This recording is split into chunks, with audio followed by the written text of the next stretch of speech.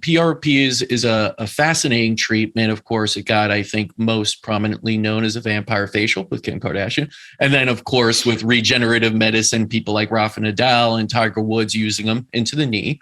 But we have seen, at least in the past few years, if not longer, that it has quite an effect on the scalp and hair restoration. So can you go into that and maybe some of the advances you've been able, like the photoactivation of platelet-rich plasma?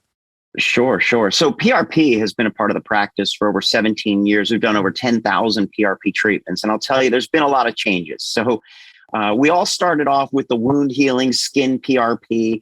Most derms are familiar with kind of a test tube gel separator. I call it a salad spinner type PRP. That's a pretty basic version. It's probably what Kim Kardashian had.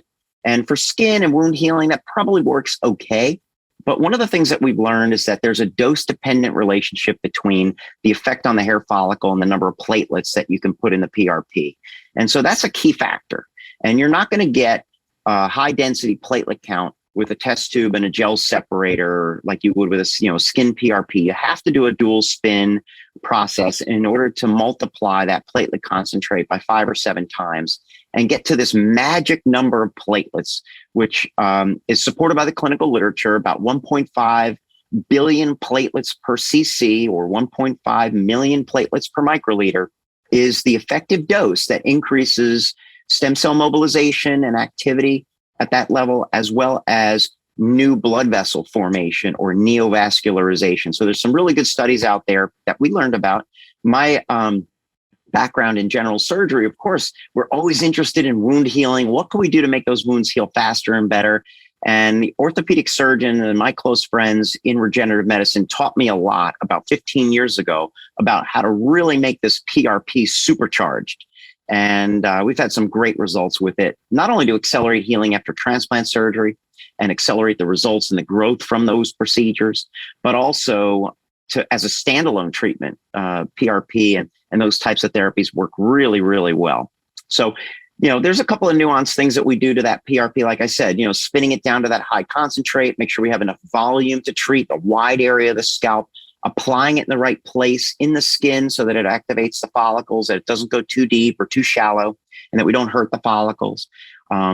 Applying it after we've done some photobiomodulation to it, using a multi-wavelength device that basically lights up that syringe for a number of minutes before we do the injection, I think is a key component. And there's a lot of research now that supports the fact that light therapy actually helps release more cytokines, release more of those active molecules from the platelets, and give it more activity biologically at the level of the scalp. So we're super excited about our PRP treatments and the expansion of that biotherapy category.